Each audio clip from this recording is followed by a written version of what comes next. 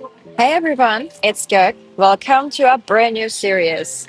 Over the next few videos, we're going to build real application using Dynamic. But before we jump into the code, I think it's important to answer one question first. What is exactly Dynamic? If you never used it before, you might think it's just another authentication provider or maybe just another embedded wallet SDK. But after spending some time reading the documentation, I don't think it's the right way to think about it.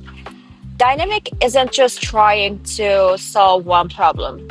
It's trying to solve entire wallet experience. And that's exactly why the first sentence in the documentation says Dynamic provides one complete wallet stack. I think that's a very perfect place to start. So, why does Dynamic exist? Let's say you're building a crypto application today. At first, it sounds very simple. I just need users to log in. Then you need authentication, you need wallet creation, you need transaction signing, you need support for multiple applications. Um, so some users already have MetaMask, others have Phantom. Some users never touched crypto before, which is very hard. But maybe your backend needs its own wallet. Maybe you're building an AI agent that needs to own assets. Very quickly, your architecture becomes a collection of different providers glued together. Authentication from one company, wallets from another, signing from somewhere else, chain support from somewhere else. Dynamics idea is very simple actually. Why not provide all of these as a one developer platform? Instead of integrating five different services, you can integrate one wallet stack, which is Dynamic. So, first in documentation, I read the wallets section. So, wallets. One thing I really like in Dynamics doesn't assume every application needs it's the same wallets.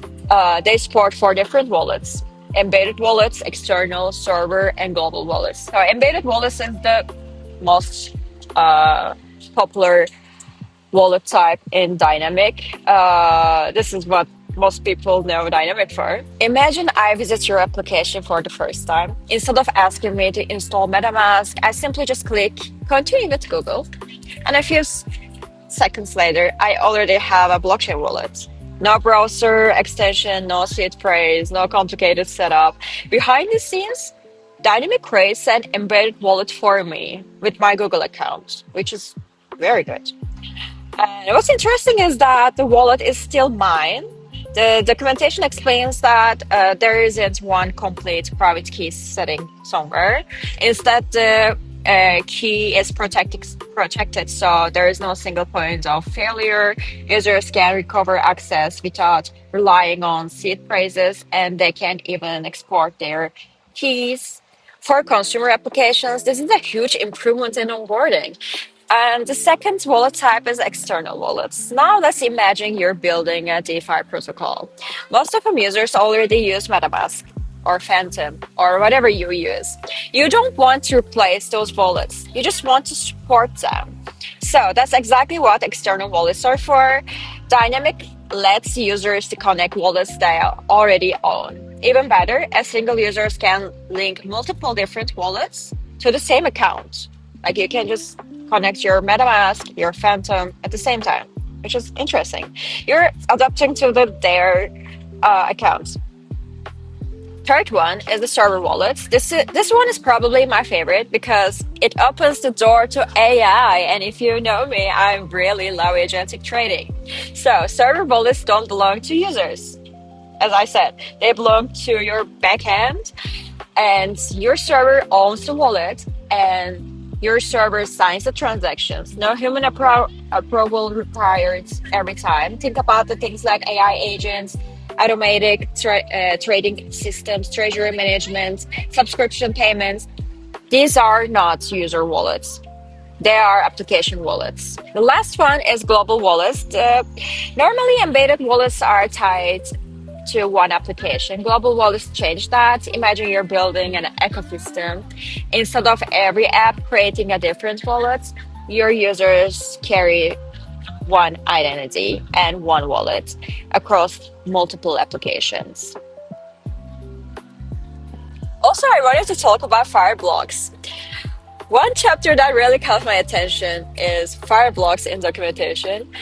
Fireblocks acquired Dynamic. I don't think that acquisition happened by an accident. Dynamic solves onboarding, authentication, wallet experience, developer experience, and Fireblocks solves secure infrastructure, pay management, enterprise security. And put those all together, you get something much bigger than an authentication SDK.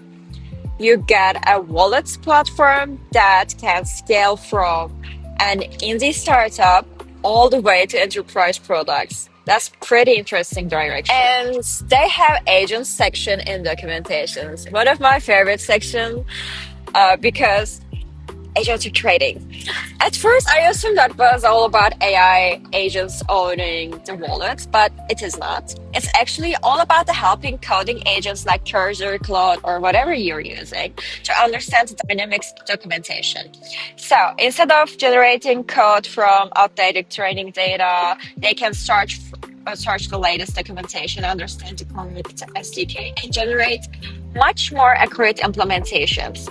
So in other words, Dynamic isn't just making developers more productive, it's also making AI developers more productive. And one last thing that I can appreciate, Dynamic doesn't force you into one programming language. Whether you're building with React Native, Flutter, Swift, Node, or whatever you're using, the concepts stay the same. You learn the architecture once, then you implement it whatever you're building. After reading through the documentation, I don't think Dynamic is trying to build another wallet, and we don't need that.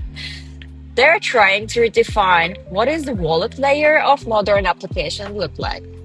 Authentication, wallets, multi-chain support, server infrastructure, enterprise security, AI agents, financial experiences. And honestly, I think that's a much more interesting way to think about Web3 infrastructure. So, in the next video, we will stop talking about the concepts. We will create our first dynamic project, integrate the SDK, and build our first application together. So, if you're interested in wallet infrastructure, AI agents, modern Web3 developer tools, I'll see you in the next one.